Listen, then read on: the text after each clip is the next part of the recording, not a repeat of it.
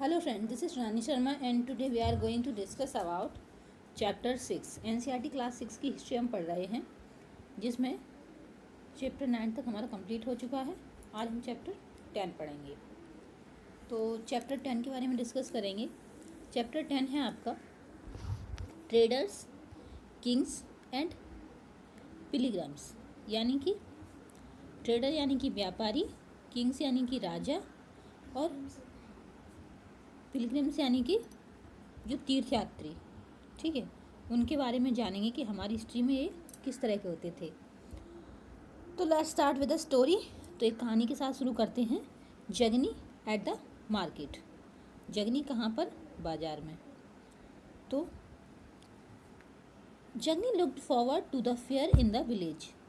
C love to see the touch the pots and pans of shiny steel, bright plastic bucket, cloth printed with brilliant flower designs and clockwise toys, all of which came from the city.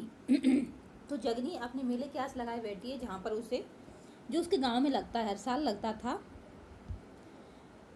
तो उसको उस मेले में actually क्या क्या पसंद था। उसको बर्तन पसंद थे और चमकदार स्टील के बर्तन और पेन और प्लास्टिक की बाल्टियाँ और प्रिंटेड फूलों वाले कपड़े, बढ़िया फ्लोरल डिजाइन से प्रिंटेड कपड़े और खिलौने, तो उसको बहुत ही पसंद थे। The man who spared out there wares come in buses and trucks and went back at the end of the day. तो जो लोग मेले में आते थे सामान लेकर, अपना सामान बेचने के लिए, बस या ट्रक से आते थे और शाम को वापस लौट जाते थे and of the day. Why were they always on the move? तो ये जगनी सोच रही है कि वो हमेशा ऐसे घूमते क्यों रहते थे। सी वंडर्ड, वह आश्चर्यचकित थी। Her mother explained that they were traders. उसकी माँ बताती है कि वो ट्रेडर होते थे। People who brought things were they were made where they were made and sold them elsewhere. ये लोग वो होते हैं, ये लोग वे होते हैं जो जहाँ चीज़ें बनती हैं वहाँ से इनको खरीदते हैं और मेलों में जाके बेच देते थे, ठीक है। How to find about trade and traders. तो चलिए हम ट्रेड और यानी कि व्यापार और व्यापारी के बारे में कैसे फाइंड करते हैं, ये कैसे फाइंड करते थे। तो ये है आपका, you read about the northern black polished where in chapter 9। तो आप इससे पहले जो चैप्टर 9 हमने पढ़ा था उसमें नॉर्दर्न के यानी उत्तर के ब्लैक पॉलिश जो बर्तन थे उनके बारे में हम पढ़ चुके हैं। This fine poetry specially bowls and plastic. तो ये बहुत ही अच्छी बर्तन थे, स्पेशली इनमें क्या होता था, कटोरियाँ और plate were found from several archaeological sites through out the subcontinent. तो ये हमें अपने जो उपमहाद्वीप है उसमें बहुत सारी जो पुरातत्व स्थल हैं वहाँ पे मिली हैं। How do you think it reached this place? तो आपको क्या लगता है कि ये यहाँ पर कैसे पहुँची होंगी। Traders may have carried them from the place where they were made to sell them at other place। तो जो ट्रेडर थे यानी कि व्यापारी थे, उन्होंने इन बर्तनों को जहाँ बनते थे वहाँ से खरीदा होगा और किसी दूसरी जगह पे बेच दिया होगा। इसी तरह तो पहुँची होंगी। South India was famous for gold. तो साउथ इंडिया किसके लिए फेमस थी? गोल्ड के लिए और स्पाइसेस यानी कि मसालों के लिए, और स्पेशली पेपर। मसालों में स्पेशली क्या था? पेपर यानी कि काली मिर्च। एंड प्रीसियस स्टोन, और बहुमूल्य पत्थर या रत्नों के लिए कह सकते हैं। Pepper was particularly valued in Roman empire. तो जो पेपर थी, काली मिर्च, उसकी रोमन एम्पायर के टाइम बहुत ज़्यादा वैल्यू थी, यानी कि बहुत ज़्यादा मांग थी। So much so that it was known as black gold. तो इसे उस समय वहाँ पे क्या कहा जाता था? Black gold. So traders carried many of these goods to Rome in ships. तो बहुत सारे ट्रेडर थे जो यहाँ से बहुत सारा सामान लेके जाते थे शिप्स के द्वारा, यानी कि जहाज़ों के द्वारा, अक्रॉस द सी, समुद्र के रास्ते, एंड बाय लैंड इन कारवास, और धरती मतलब लैंड के रास्ते भी जाते थे कारवाओं में इकट्ठे होके। There must have been quite a lot of traders as many Roman gold coin have been found in the south India. तो हमें कैसे पता चला? क्योंकि हमें साउथ इंडिया में कुछ रोमन की जो गोल्ड कॉइन है वो मिली हैं, ठीक है। तो आप क्या सोचते हैं इसके बारे में? Can you think of how and why this reached India? तो आप क्या सोचते हैं इस बारे में कि वो कैसे और क्यों पहुंची होंगी इंडिया में? तो उन्होंने बता ही दिया है। फिर उसके बाद एक पोएम है, अ पोएम अबाउट ट्रेड। तो ट्रेड के बारे में ही, यानी व्यापार के बारे में ही पोएम है कि क्या क्या होता था व्यापार में, क्या क्या चीज़ें आती थी, कैसे कैसे आती थी। तो we can find evidence of trade in Sangam poems. तो यहाँ हमने ट्रेड के बारे में कुछ एविडेंस फाइंड किए हैं संगम पोएम्स में, जो संगम पोएम्स थी वहाँ से।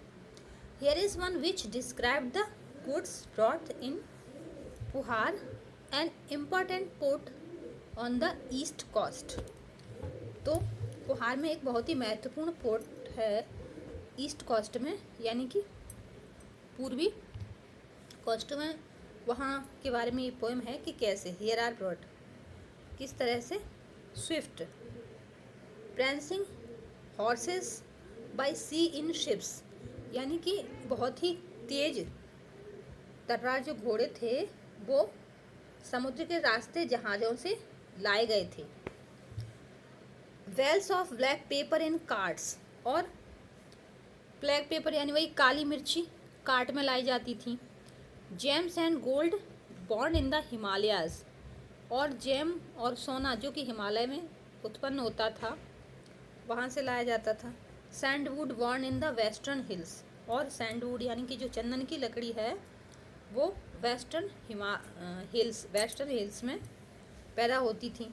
The pearl of the southern seas, जो आपके पर्ल यानी कि मोती हैं वो दक्षिणी समुद्र से मिलते थे। And corals from the eastern ocean, और कोरल्स यानी कि मूंगे वो आपके पूर्वी समुद्र से मिलते थे। The yield of the Ganga and the crops from the Kaveri, और जो फसलें होती थी वो कहाँ की होती थी? गंगा और कावेरी नदी के किनारे से लाई जाती थी। फूड स्टफ फ्रॉम श्रीलंका, जो खाद्य सामग्री होती थी वो श्रीलंका से।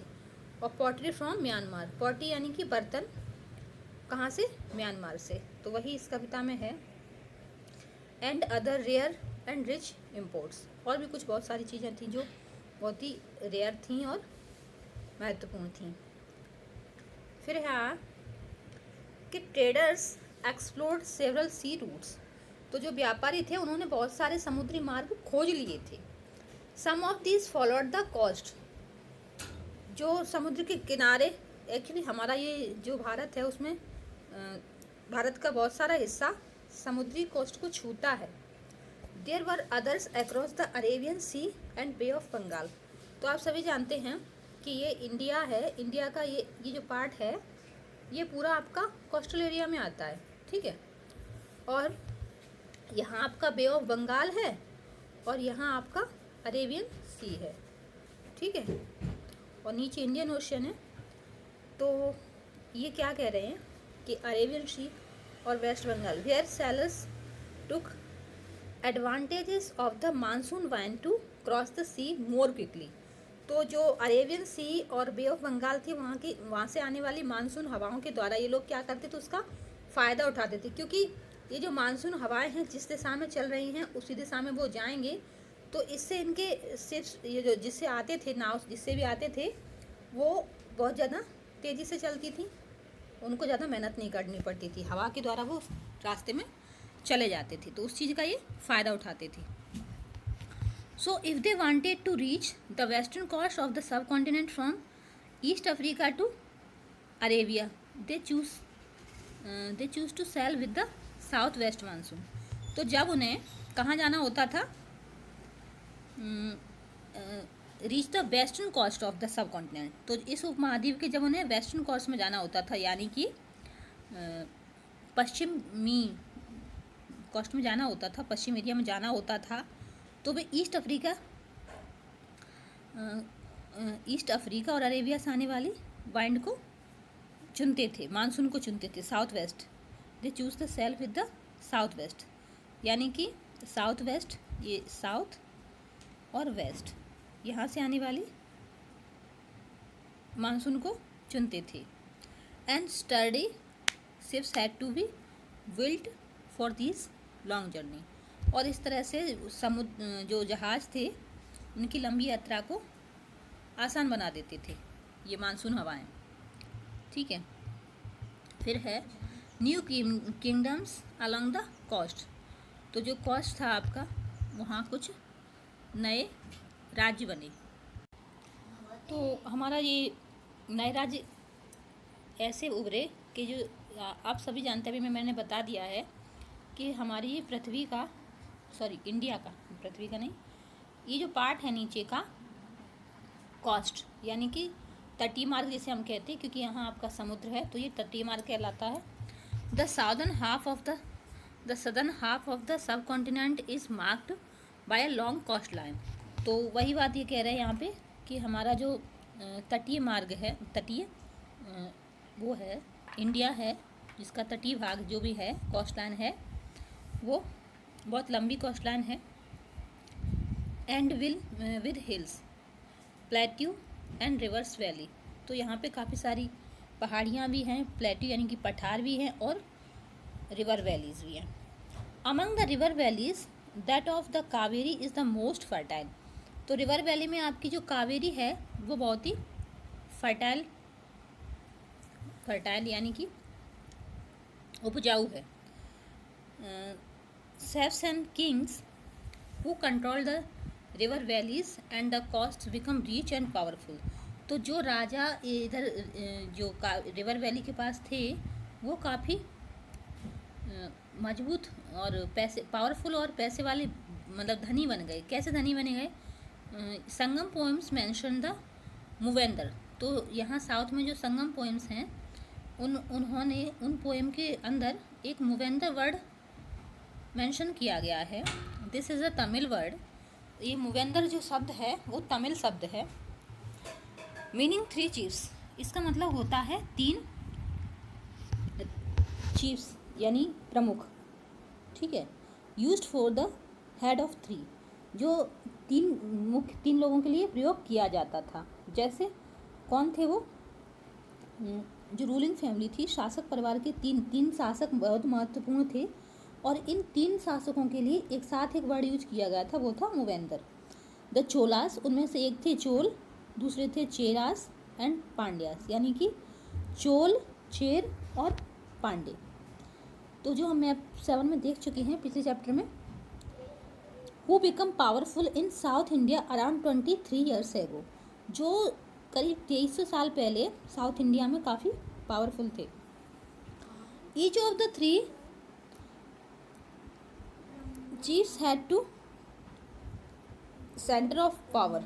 तो जो भी पावर था इन तीनों के पास था, इन तीनों के सेंटर में था। 1 inland and 1 on the coast, एक लैंड का यानी कि एक भूमि, और एक कोस्ट यानी कि तटमार्ग, तट कह सकते हैं। Of these 6 cities 2 were very important. तो यहाँ जो 6 शहर थे उनमें 2 बहुत महत्वपूर्ण हैं, पुहार और कावेरी पट्टनम। पुहार और Kaveri Pattanam. The port of the Cholas and Madurai the capital of the Pandyas. तो जो पोर्ट था, चोला का पोर्ट था और मदुरई था, ये पांड्यों की क्या थी? राजधानी थी।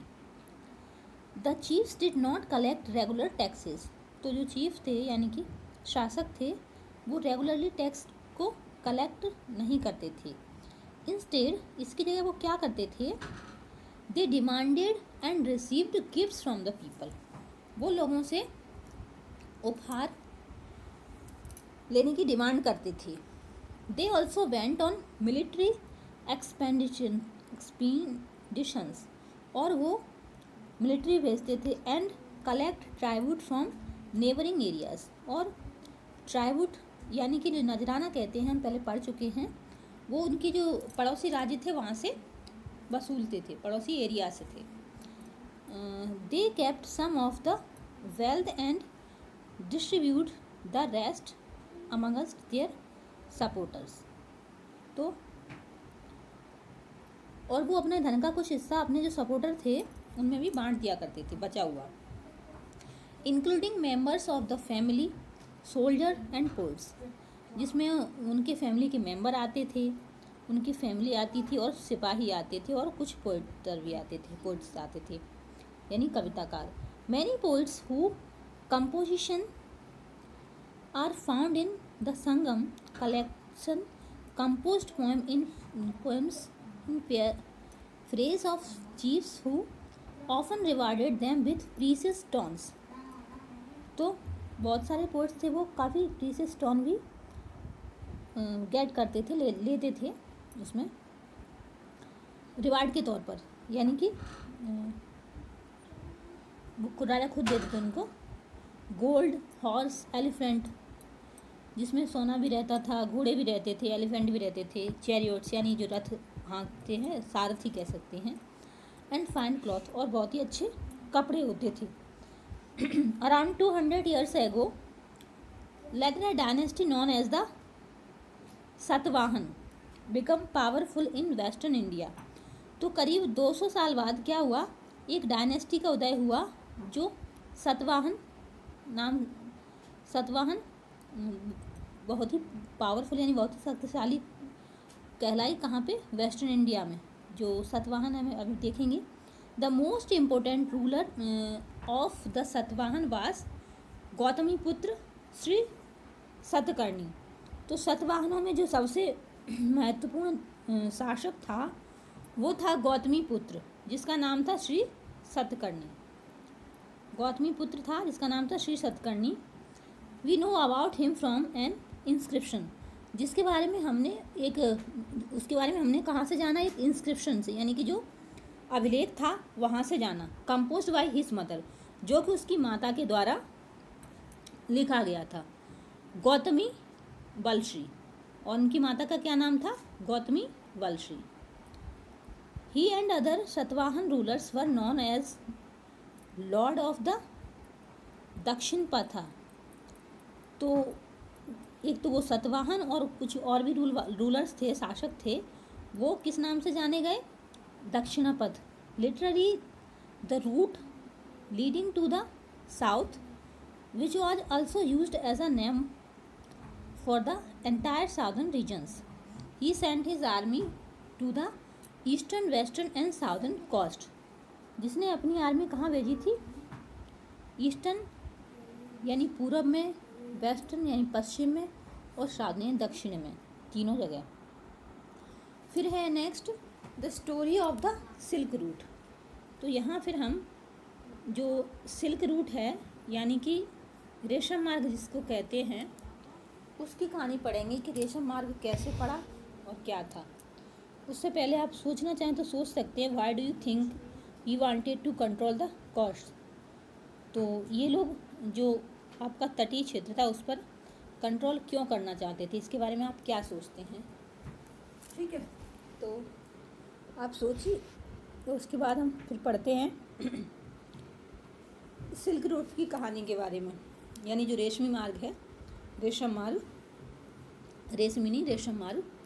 The rich glossy colours of silk as well as its smooth texture make it a highly valued fabric in most societies. Making silk is a complicated process. Raw silk has to be extracted from the. तो रेशम का कपड़ा काफ़ी glossy, इसके colour बहुत ही चमकीले और काफ़ी धनी, जैसे हिंदी की जाए तो, लेकिन ये बहुत ही अच्छा कपड़ा होता है. सिल्क आप लोगों ने देखा होगा, सिल्क सभी कपड़ों में सबसे अच्छा होता है, काफ़ी महंगा भी होता है, वैल्यूड फाइबर होता है. तो ये बना कैसे, एक्चुअली ये कहाँ से मिलता है, कैसे एक्सट्रैक्ट हुआ, ये वो देखेंगे.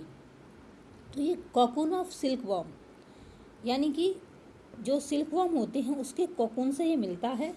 Spun into thread and then woven into cloth. और ये इसका जो धागा निकाला जाता है उसको स्पन किया जाता है, यानी जैसे आपका कॉटन का बनता है वैसे ही, और फिर कपड़े बुने जाते हैं। Techniques of making silk were first invented in China around 7000 years ago. तो जो आपका सिल्क था सबसे पहले वो चाइना में बना करीब 7000 साल पहले, लेकिन ये चाइनीज़ लोगों ने इसको बनाने की कला को छुपा के रखा, किसी को भी बताया नहीं। While the method remained in closely guarded secret of thousand of years. तो ये वही बनाने की विधि को कई सालों तक क्या कर छुपा के रखा गया, सीक्रेट रखा गया। Some people from China who went to distant land on foot, horseback and on camels carried silk with them. तो वहाँ से कुछ लोग आते थे चाइना से, सिल्क लेके आते थे, घोड़ों पे लाद के लाते थे, या फिर ऊँट से लेके आते थे, या कुछ पैदल भी आते थे, अपने साथ सिल्क लेके आते थे।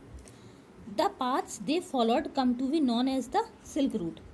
जो रास्ता इन लोगों के द्वारा फॉलो किया जाता था, मतलब ये लोग जिस रास्ते से आते थे तो वही रास्ता सिल्क रूट कहलाया। ठीक है, हमने इससे पहले जो चैप्टर देखा था उसमें मैप दिया भी था, ठीक है, सिल्क रूट का। Sometimes Chinese rulers sent gift of silk to rulers in Iran and west Asia. कभी कभी जो चाइना के शासक थे वो ईरान और वेस्ट एशिया यानी पश्चिमी एशिया के जो शासक थे उनके लिए गिफ्ट भेजते थे सिल्क का। ठीक है, and from there the knowledge of silk spread further west about 2000 years ago. और उसके बाद से करीब 2000 साल पहले ये सिल्क कैसे बना उसका ज्ञान लोगों को मिला। Wearing silk become the fashion amongst ruler and rich people in Rome. तो रोम में क्या था, सिल्क को पहनना फैशन था। इट वॉज वेरी एक्सपेंसिव, ये बहुत ज़्यादा महंगा होता था। As it had to be brought all the way from China along dangerous roads. ये इसलिए महंगा होता था क्योंकि ये चाइना से मंगाया जाता था और वहाँ की रोड्स भी बहुत ख़तरनाक थी। थ्रू माउंटेन्स एंड डेजर्ट, क्योंकि वो माउंटेन यानी पहाड़ों और डेजर्ट रेगिस्तान के द्वारा रास्ते आते थे। People living along the route often demanded payments for allowing traders to pass through. तो यहाँ हम मैप 6 में देखेंगे, क्या देखेंगे, which shows the silk route and its branches. Some kings tries to control large portions of the route. This was because they could benefit from taxes, tributes and gifts that were brought by traders traveling along the route. In return, they often protected the traders who passed through their kingdoms from attacks by robbers. तो यहाँ हम पहले map देख लेते हैं कि ये map था। तो ये मैप आप देख पा रहे होंगे, यहाँ कुछ मार्ग दिए हैं। ये मार्ग चीनी शासकों के नियंत्रण में थे, जो ग्रीन हैं वो कुषाणों के नियंत्रण में थे, और ये कुछ महत्वपूर्ण समुद्री मार्ग थे, ये मार्ग ईरान फारस के शासकों के नियंत्रण में थे। तो यहाँ हम मार्ग देख लेते हैं। ये कलर आपने ध्यान दे लिया होगा, डार्क रेड।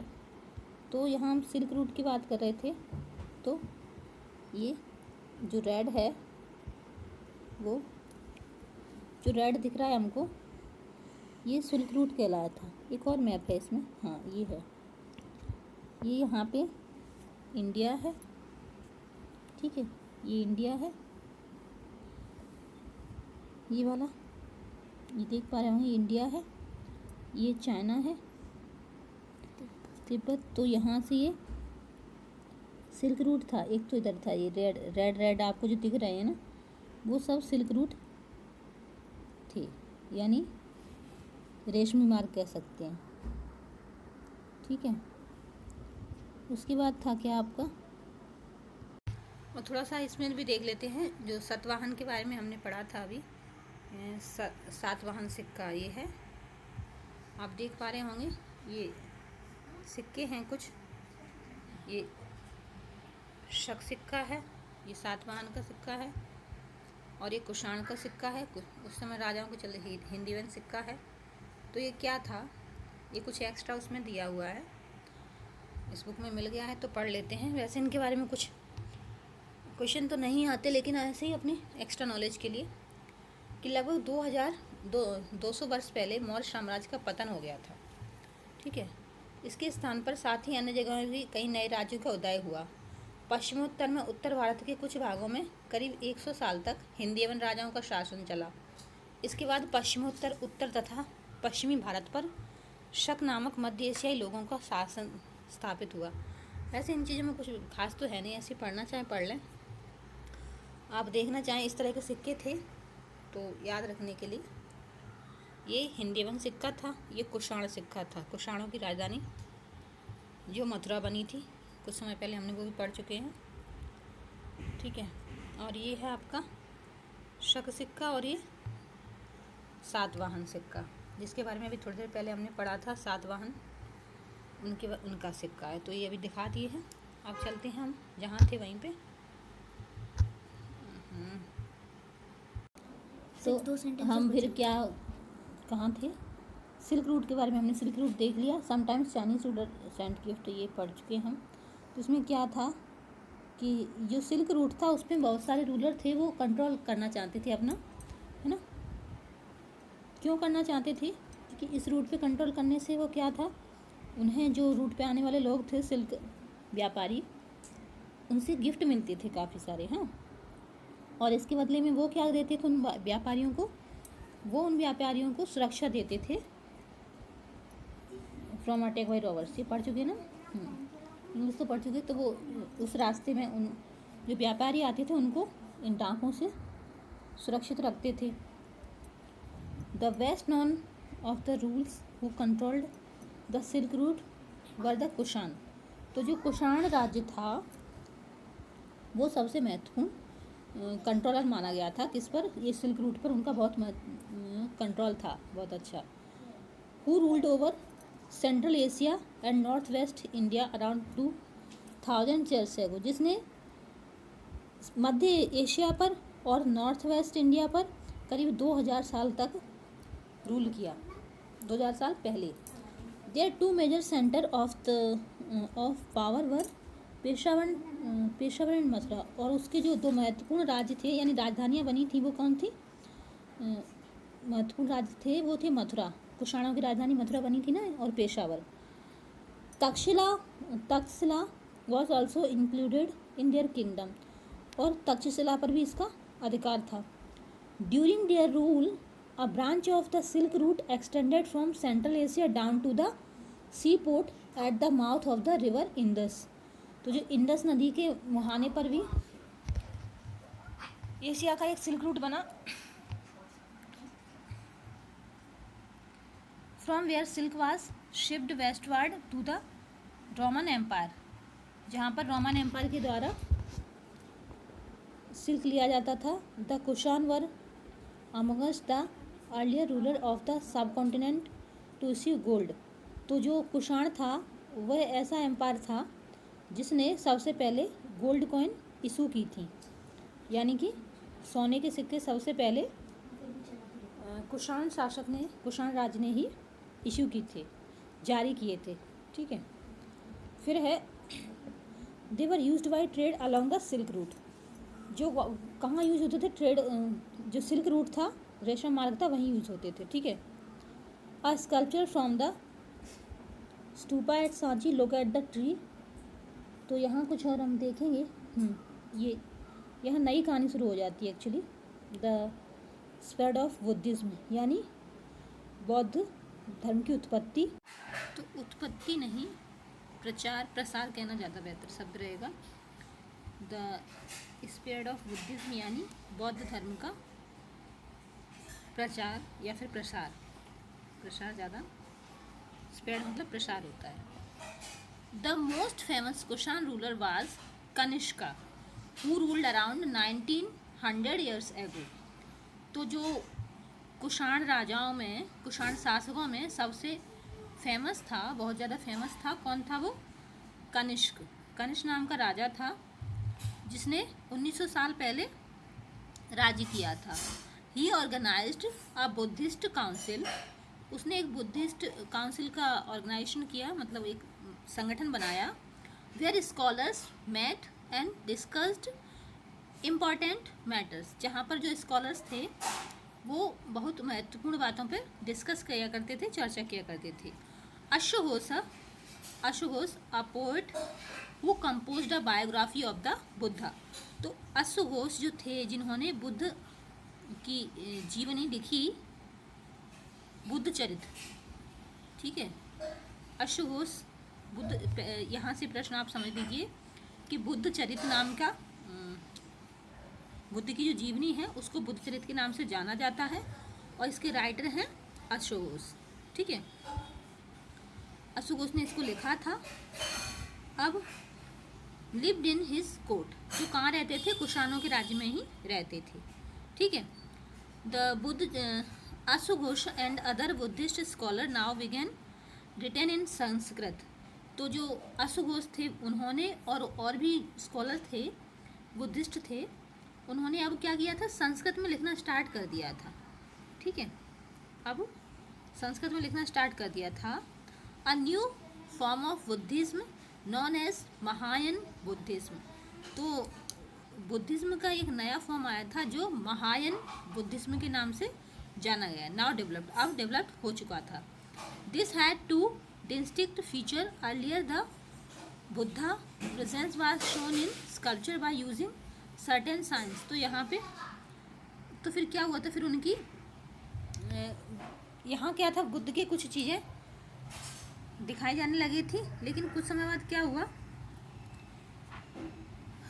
प्रतिमाएं बनने लगी। For instance his attainment of enlightenment was shown by sculpture of the people tree. तो यहाँ एक स्कल्पचर दिखाया गया है पीपल ट्री का। इसमें आप देख पा रहे होंगे ये बोधि वृक्ष जिसे हम कह सकते हैं। यहाँ इनको ज्ञान प्राप्त हुआ था इस वृक्ष के नीचे, इसलिए ऐसे करके ये दिखाया गया है। इस तरह के ये आसन है यहाँ पे, और यहाँ पे बैठ के उन्होंने ज्ञान प्राप्त किया था।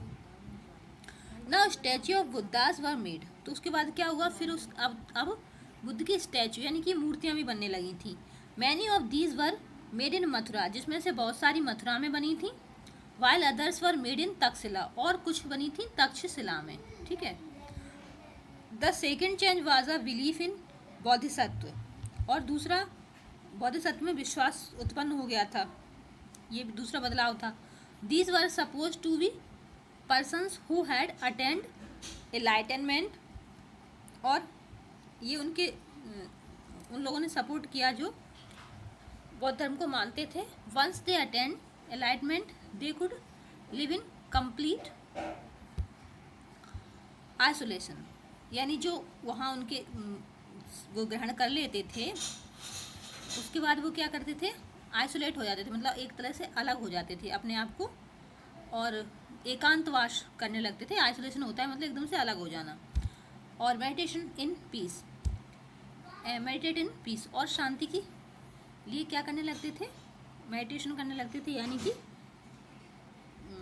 क्या कह सकते हैं, ज्ञानार्जन नहीं कहेंगे, ध्यान करने लगते थे। मेडिटेशन मतलब ध्यान करने लगते थे। However instead of doing that they remained in the world to teach and help other people, और इसके बीच में वो लोगों को ज्ञान भी देते थे। The worship of Bodhisattva become very popular. तो इसके बाद बोधिसत्व की जो पूजा थी वो बहुत पॉपुलर हो गई, यानी फेमस हो गई। And spread throughout central Asia, और कहाँ तक फैली? मध्य एशिया तक, China and later to Korea and Japan, और उसके बाद कोरिया और जापान तक भी फैल गई। Buddhism also spread to western and southern India. Buddhism जो था वो वेस्टर्न यानी पश्चिमी और साउदर्न यानी कि दक्षिणी भारत में भी फैला। Where dozen of caves were hollowed out of hills for monk to live, जहाँ पर बहुत सारे कई दर्जन केव्स यानी गुफाएं बनी, किस लिए? जो मॉन्क थे उनको उनके रहने के लिए। Some of these caves were made on the orders of kings and queens, जिसमें से बहुत सारी राजा और रानी के आदेश पर बनी। अदरवाइज मर्चेंट्स एंड फार्मर्स, और कुछ बनी व्यापारियों और किसानों के द्वारा। These were often located near passes through the western Ghats, जो कहाँ दिखाई देती हैं, वेस्टर्न घाट में, ठीक है। There were often located near passes through the western Ghats, roads connecting prosperous ports on the coast with cities in the Deccan ran through these passes. Traders probably, ये बुद्ध की मूर्तियाँ हैं, ये इसमें ये मूर्ति an image the Buddha from Mathura, ये वाली मथुरा में बनी हुई है, ये वाली मूर्ति an image of the Buddha Takshashila, ये तक्षशिला की बनी हुई मूर्ति है, ठीक है। Look at these and note the similarity and difference that you may find. तो आपको देखना है कि इन दोनों मूर्तियों में आपको क्या क्या सिमिलरिटी दिख रही है और क्या क्या डिफरेंस दिख रहा है, ठीक है। halted in these caves monasteries during their travel, तो ये केव है, अ केव एट कार्ले महाराष्ट्र, महाराष्ट्र का एक कार्ले शहर है, वहाँ पे ये गुफा है जो मोनेस्ट्री बन गई थी। Buddhism also spread south eastwards to Sri Lanka, और जो साउथ ईस्टवर्ड यानी कि दक्षिण पूर्व से श्रीलंका की तरफ, जैसे Myanmar, Thailand and other parts of South East Asia including Indonesia, ठीक है। ये कहाँ कहाँ तक फैला। The order of Buddhism known as Theravada Buddhism was more popular in these areas, तो इन एरियाज में बुद्धिज्म, बौद्ध धर्म काफ़ी पॉपुलर हुआ। फिर नेक्स्ट है आपका द क्वेस्ट ऑफ द पिलिग्रम्स, यानी कि जो तीर्थ यात्री थे उनकी क्वेस्ट यानी कि इनकी जिज्ञासा, ठीक है। जो तीर्थ यात्री होते थे उनकी क्वेस्ट यानी कि जिज्ञासा। As traders journeyed to distant lands in caravans and ships, pilgrims often travelled with them, तो जो यात्री थे, ट्रेडर थे यानी व्यापारी, वो जब यात्रा पे जाते थे कहीं दूर, काफिलों में जाते थे या फिर शिप से जाते थे, तो उनके साथ ये तीर्थयात्री भी जाते थे, तीर्थयात्री भी कभी कभी जाते थे, ठीक है। पिलिग्रम्स यानी कि तीर्थयात्री कौन होते थे?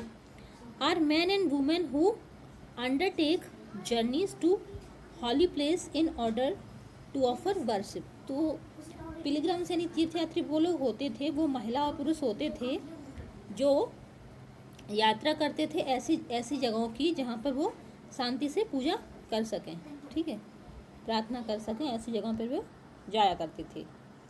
The best known of these are the Chinese Buddhist pilgrim Faxian who came to subcontinent about 1600 years ago, तो एक चीनी, तो इसी तरह से एक चीनी यात्री कौन, फाशियान भी भारत आया था, जैसे बाकी तीर्थयात्री आया करते थे उसी तरह ये भी आया था, जो करीब हमारे उपमहाद्वीप पर 1600 साल पहले आया था। उसके बाद आया था Xuanzang who came around 14 years ago, जो आया था 1400 साल पहले, and I Qing who came about 50 years after Xuanzang, तो जुआनजेंग के 50 साल बाद एक और आया, कौन आया? आई किंग, ठीक है। They came to visit places associate with the life of the Buddha, और वो बुद्ध के जीवन चरित्र को देखने के लिए आए थे, एज वेल एज फेमस मोनेस्टरीज, और जो मोनेस्ट्री थी उनको भी देखने के लिए, समझने के लिए। Each of the pilgrims left and account of his journey, और उन्होंने क्या किया, जितने भी यात्री आए चाइना से ये 3 यात्री जो भी आए थे उन सब ने क्या किया, लिखा अपनी यात्रा के बारे में, ठीक है। They wrote the danger they encountered on their travel, और उन्होंने अपने यात्रा के दौरान जो कष्ट सहे, जो भी था वो सब लिखा। Which often took years of the countries and the monasteries that they visited, और उन्होंने पूरे कंट्री यानी देश और जो मोनेस्ट्री थी वहाँ हर जगह विजिट किया जहाँ जहाँ बुद्ध रहते थे, बुद्ध गए थे। And the books they carried back with them, और वे अपने साथ वो किताबें भी ले गए जो उन्हें यहाँ से मिली। फिर नेक्स्ट है हाउ फाजियान रिटर्न टू चाइना। तो जो फाजियान नाम का चीनी यात्री आया था, तीर्थयात्री कह सकते हैं, वो जब वापस गया तो उसे रास्ते में कितनी मुश्किलें पड़ी, कितनी परेशानी झेलनी पड़ी, उसका यहाँ पे वर्णन है। Faxian began his journey back home from Bengal. तो फाशियान ने अपनी अपनी जो वापसी यात्रा थी वो बंगाल से स्टार्ट की। He boarded a ship belonging to some merchants, और वह कुछ व्यापारियों के साथ एक शिप पर चढ़ा, ठीक है। They had वेरली travelled for 2 days when they were caught in a storm. वो मुश्किल से 2 दिन की यात्रा उन्होंने कर पाई होगी, तभी एक भयानक सा स्टॉर्म यानी तूफान ने उन्हें घेर लिया, पकड़ लिया, ठीक है। The merchants began throwing their merchandise overboard so as to lighten the load and save the ship from sinking। तो जो व्यापारी थे वो अपना क्या था, सामान फेंकने लगे, ठीक है, ताकि जहाज पर वजन कम हो जाए और वो डूबने ना पाए। Faxian threw away his meagre personal belongings but clung to his books and the statues of Buddha that he had collected। तो उसने भी कुछ चीज़ें तो फेंक दी, लेकिन बुद्धा का जो स्टैचू था और कुछ बुक्स थी उनको नहीं फेंका। Finally the storm subsided after 13 days। तो 13 दिनों बाद जब तूफान थमा, this is how he described the sea. तो उसने ये अपना जो समुद्र यात्रा था वो कैसे डिस्क्राइब किया है। The sea itself is boundless in extent, it is impossible to know east और वेस्ट। तो समुद्र में जो उसने यात्रा की थी उस दौरान उसको, तो वो कहता है the sea itself is boundless in extent, यानी कि जो समुद्र है वह असीम है, ठीक है। It is impossible to know east और west except by observing the sun, यानी और मून, यानी सूर्य और चंद्रमा और तारों को देखे बिना, उनकी मोशन को देखे बिना हम ये भी पता नहीं लगा सकते कि ईस्ट कहाँ है और वेस्ट कहाँ है, ठीक है। फिर था if it is dark rainy weather, यदि अंधेरा है, बारिश हो रही है, बरसात का मौसम है, the only plan is to steer by the wind, यानी कि ऐसे मौसम में जब अंधेरा है, बरसात हो रही है, तो जहाज़ सिर्फ हवा की मतलब हवा के रुख की तरफ ही जाएगा, इसके अलावा और कोई रास्ता नहीं होता इनके पास। It took him more than 19 days to reach Java. तो उसने 90 दिनों, ज़्यादा से ज़्यादा 90 दिन उसको लगे थे कहाँ पहुँचने में, जावा पहुँचने में। Where he halted from 5 months, जहाँ वो 5 महीने रुका। Before boarding another merchant ship that took him to China, और उसके बाद वो एक दूसरे जहाज़ पे चढ़ के चाइना पहुंचा, ठीक है। ये उसकी यात्रा थी। इस यात्रा में उसको पहुंचने में इतना कष्ट लगा। तो जहाज़ यानी शिप से यात्रा कितनी कठिन होती है ये हमने समझ लिया। नेक्स्ट है Xuanzang who took the land route back to China. तो जो ज़ुआनज़ैंग था उसने क्या, ज़मीन का रास्ता, चाइना वापस लौटने के लिए ज़मीन वाला रास्ता चुना। Through the north west and central Asia. कौन सा? North west. नॉर्थ वेस्ट यानी कि उत्तर दक्षिण, उत्तर पश्चिम, पश्चिम ना कि दक्षिण, नॉर्थ वेस्ट और मध्य एशिया वाला। Carried back with him statues of Buddha made of gold. तो ये जो था ज़ुआनज़ैंग, जो पृथ्वी के रास्ते से यानी लैंड जमीनी मार्ग से गया था, इसने क्या किया था? Carried back him with statue, हाँ, बुद्ध की जो सोने चांदी की मूर्तियाँ, सोने चांदी और सैंडलवुड यानी चंदन की जो मूर्तियाँ थीं वो अपने साथ लेके गया। एंड ओवर 600 मैन्युस्क्रिप्ट, और करीब 600 पांडुलिपियाँ। Loaded on the back of 20 horses, जो उसने 20 घोड़ों के ऊपर लाद के ले गया था। Over 50 manuscripts were lost when the boat on which he was crossing the Indus capsized. तो उसमें से करीब 50 मैन्युस्क्रिप्ट क्या थी? लॉस्ट यानी गुम हो गई थी। ठीक है, जब वो इंडस नदी को पार कर रहा था। He spent the rest of his life translating the remaining manuscript from Sanskrit into China। और उसके बाद जो उसका जीवन था पूरा, जो हमारी manuscript थी, उसका manuscript थी जो हमारी यानी पांडुलिपियाँ थीं, उनको संस्कृत से चाइना की भाषा में, चाइनीज़ में यानी कि चाइनीज़ में ट्रांसलेट करने में बीता। क्योंकि वो यहाँ आया था तो उसने संस्कृत भी सीख ली थी। उस समय हमारी लैंग्वेज संस्कृत थी, तो उसने संस्कृत सीख ली थी और चाइनीज़ तो उसको पहले से आती थी। तो उसने जो यहाँ से ले गया था उनको चाइनीज़ में ट्रांसलेट किया, ताकि वहाँ के लोग समझ सकें कि हमारा धर्म कैसा है, बौद्ध धर्म कैसा है। ठीक है, आप सभी जानते होंगे बौद्ध धर्म न सिर्फ भारत में बल्कि चाइना और कई सारे देशों में, जहाँ हम डिस्क्राइब कर चुके हैं, वहाँ फैला हुआ है। नेक्स्ट है आपका नालंदा, अ unique centre of Buddhist learning. तो नालंदा और तक्षशिला के बारे में आप जानते होंगे, यहाँ एक विश्वविद्यालय था जहाँ बुद्धिस्ट यानी बुद्धिस्ट के बारे में हम पढ़ते हैं कि, तो यूनिवर्सिटी कहें या फिर शिक्षा का एक विशिष्ट केंद्र कह सकते हैं। ठीक है, a unique centre of Buddhist learning.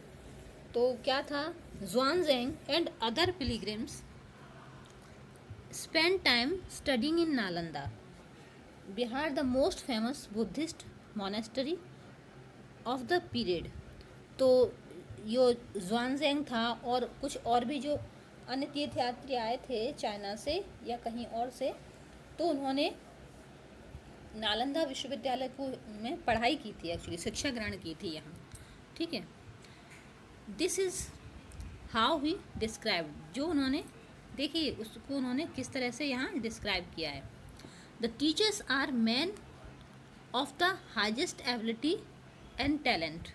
तो यहाँ के जो टीचर थे वो बहुत ही बुद्धिमान थे, बहुत उच्च कोटि के विद्वान थे। They follow the teaching of the Buddha in all sincerity.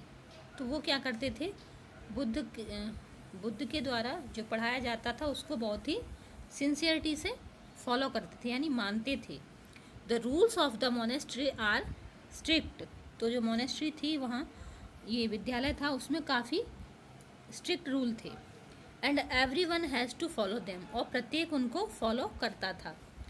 Discussion are held throughout the day. और जो डिस्कशन होता था यानी चर्चा होती थी वो पूरे दिन, थ्रू आउट द डे यानी पूरे दिन होती रहती थी। And the old and the young mutually help one each other. तो जो बूढ़े जवान सब एक दूसरे की मदद किया करते थे। Learn man from different cities come here to settle their doubts. तो अलग अलग शहरों से लोग आते थे अपने डाउट को क्लियर करने के लिए यहाँ पर। The gatekeeper ask new entrance difficult question. तो जो वहाँ गेट कीपर थे यानी कि द्वारपाल थे, गेट कीपर, वो सबसे पहले वही उनसे प्रश्न पूछा करते थे। They are allowed to enter only after they have been able to answer these. तो यदि वो द्वारपालों के क्वेश्चन जो पूछते थे द्वारपाल, उनके आंसर दे पाते थे तभी उनको अंदर जाने की अनुमति होती थी, अदरवाइज नहीं। तो 7 और 8 out of every 10 are not able to answer. तो 10 में से 7 और 8 तो आंसर दे ही नहीं पाते थे, ठीक है। फिर आपका है, यहाँ पे आ जाता है द बिगिनिंग ऑफ भक्ति। तो यहाँ पे भक्ति की शुरुआत हो जाती है, ठीक है। तो चलिए हम भक्ति की शुरुआत करते। क्या था, this was also the time when the worship of certain deities which become a center feature of later Hinduism gained its importance. These deities included Shiva, Vishnu and goddess such as Durga. तो ये क्या था, इस युग में समय क्या था, देवी देवताओं की पूजा शुरू हो गई थी और उसमें मुख्य थे आपके शिव थे, विष्णु थे और दुर्गा देवी थी, ठीक है। These deities यानी were worshipped through bhakti, an idea that became very popular at that time. तो भक्ति के द्वारा जो आइडिया मिला था पूजा का, ये उस समय काफ़ी पॉपुलर हुआ। Bhakti is generally understood as a person's devotion to his or her chosen dt. तो भक्ति में क्या था, कोई भी लोग कोई भी पूजा कर सकता था, anybody whether rich or poor, चाहे वो गरीब हो चाहे अमीर हो, belonging to so called high or low, चाहे वो उच्च वर्ग से संबंध रखता हो, उच्च जाति से या नीची जाति से, मैन और वुमेन, चाहे वो महिला हो चाहे पुरुष हो, ठीक है। Could follow the path of भक्ति, सभी लोग क्या करते थे, भक्ति कर सकते थे, ठीक है। The idea of bhakti is present in the Bhagavad Gita, a sacred book of the Hinduism. तो भक्ति में आज एक भगवद गीता की पुस्तक है जो पवित्र ग्रंथ मानी जाती है हिंदुओं का, which is included in Mahabharata, जो कि महाभारत में इंक्लूड था। See chapter 12 in the Krishna the god. तो गीता का हमें 12 चैप्टर देखना है, महाभारत का 12 चैप्टर जब हम देखेंगे तो उसमें क्या है, गीता दी हुई है। महाभारत के अंदर ही भगवान कृष्ण ने गीता का ज्ञान दिया था कुरुक्षेत्र के समय जब अर्जुन युद्ध कर रहे थे, ठीक है, ये सब जानते हैं।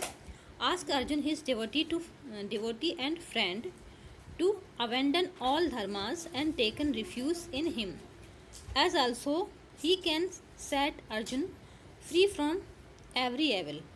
तो वह उनको समझाते हैं। This form of worship gradually spread to different parts of the country. तो पूजा का यही फॉर्म यानी कि ये तरीका हमारे देश के कई हिस्सों में फैला। Those who followed the system of bhakti emphasized devotion and individual worship of a god or goddess rather than the performance of elaborate sacrifices. तो क्या था, भक्ति करते थे, वो देवी देवताओं की पूजा करते थे और यज्ञ भी करते थे। According to this system of belief, if a devotee worship the chosen deity with a pure heart, the deity will appear in the form in which he or she may desire. तो उसमें क्या था, जो अपने शुद्ध हृदय से मन से पूजा करते थे, देवी देवता उनके सामने प्रकट होते थे। So the deity could be thought of as a human being, lion, tree or any other form. तो भगवान उनके सामने किसी भी रूप में आ सकते थे। Once this idea gained acceptance, artist made beautiful image of this deities. तो एक समय कि ये जो प्रतिमा हमें दिख रही है, ये बराह अवतार की प्रतिमा है। ये पृथ्वी पर जब संकट पड़ा था तो उस समय भगवान बराह पृथ्वी को बचाने के लिए आए थे। यहाँ पृथ्वी को स्त्री रूप में चित्रित किया गया है, ठीक है। तो ये भक्त अपने कला का प्रदर्शन इस तरह किया करते थे, प्रदर्शन या फिर भक्ति का, कला का नहीं, भक्ति का, कला दोनों ही कह सकते हैं। भक्ति क्या थी, comes from the Sanskrit term भज, मीनिंग टू डिवाइड और शेयर। तो भक्ति का मतलब होता है संस्कृत में भज, इसका मतलब होता है बांटना या हिस्सा करना। This suggest an intimate two way relationship between the deity and the devotee. Bhakti is directed towards Bhagavat which is often translated as God but also means one who process and share bhag, literally god, future और bliss. The devotee known as the bhakti और the Bhagavat share his or her चूसन dt भागा। तो इसमें क्या होता, तो भक्ति का अर्थ यही होता था कि भगवान अपने भक्त के सुख दुखों को बांटता है अपने साथ, क्योंकि भज मतलब बांटना होता है, ठीक है। और भागवत या भगवत, भक्त के द्वारा जो भी भगवान चूज़ किए जाते थे, मतलब भक्त अपने मन से किसी की भी पूजा कर सकता है, ऐसा नहीं था कि सिर्फ इसी की कर सकते हैं, किसी की भी। अब poem via bhakta, most bhakti literature tell us that riches, learning and high status do not automatically ensure a close relationship with the deity। तो एक भक्त की कविता है, उसमें क्या बताया गया है कि जो धनी लोग होते हैं वो भगवान से उतना अच्छा रिलेशन नहीं बना पाते, मतलब उतने अच्छे से नहीं जुड़ पाते जितना एक गरीब भक्त जुड़ सकता है। This is part of a poem composed in Tamil by upper, a devotee of Shiva. तो ये पोएम एक तमिल अप्पर नाम के व्यक्ति के द्वारा रची गई थी जो शिव का भक्त था। Who lived about 14 years ago, जो 1400 साल पहले था। अपर वाजा वेल्लाल, चैप्टर 9 में हमने वेल्लाल के बारे में पढ़ा था ना कि वेल्लाल कौन होते हैं, तो ये वही था। The leper with rotting limbs, the man who is regarded as low by the Brahmin, even the scavenger, even these men if they are servants, for example devotees of him who shelters the Ganga in his long hair, for example Shiva, I worship them, they are gods to me। तो यहाँ वो शिव जी का, तो इस poem में वही कह रहा है कि यदि कोई रोटिंग लिम्स यानी चाहे कुष्ठ रोगी हो, चाहे गरीब हो, कोई भी हो, ब्राह्मण हो, यदि वो भगवान शिव की तरह अपनी जटाओं में गंगा धारण करने लगे तो मैं उसकी भी पूजा करूँगा, ठीक है। Because the deities were special, क्योंकि देवता स्पेशल होते थे। These images of the deity were often placed within special homes, और उनकी जो प्रतिमा थी वो स्पेशल घरों में रखी जाती थी, उनके लिए स्पेशल पूजा घर बनाया जाता था ना, अभी भी बनाया जाता है। Places that we describe as temple, उस जगह को हम क्या कहते हैं, टेम्पल यानी कि मंदिर कहते हैं। You will learn more about these temples in chapter 12। तो चैप्टर 12 में हम, अभी तो 11 भी बाकी है, उसके बाद 12 आएगा, वहाँ मंदिरों के बारे में पढ़ेंगे। Bhakti inspired some of the best expression in art, sculpture, poetry and architecture. तो भक्ति बहुत ज़्यादा इंस्पायर्ड थी किससे, आर्ट से, स्कल्पचर से और पोइट्री आदि से। फिर है आपका Hindu.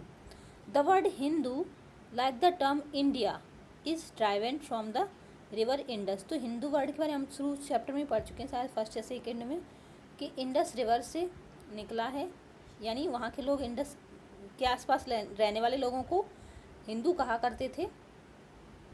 It was used by Arabs, जो अरब थे, and Iranians to refer the to people who lived in the east of the river and to their culture practices including religious beliefs।